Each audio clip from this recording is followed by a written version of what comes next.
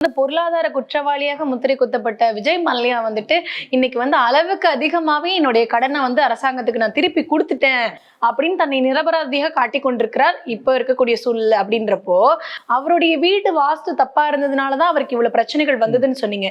இப்ப என்னென்ன சரி செஞ்சிருப்பாரு இந்த மாதிரியான பிரச்சனைகள் இருந்து இவர் தப்பிக்கிறதுக்கு? இப்போ ரொம்ப அருமையான கேள்வி.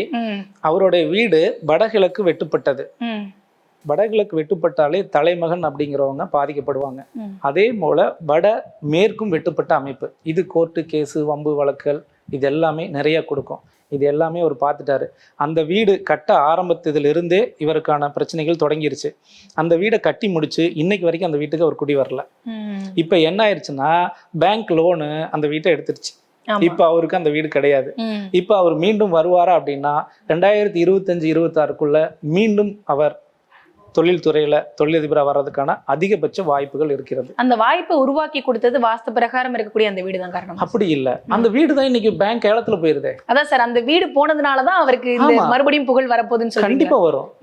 நீங்க ஒரு தவறான இடத்துல இருந்தீங்கன்னா அந்த தவறை சரி செய்யறப்ப நிச்சயமா மீண்டும் வருவோம். மீண்டும் வர்றதுக்கான வாய்ப்புகள் நமக்கு ஏற்படுத்தி கொடுக்கும். மீண்டும் வந்துருவோம்.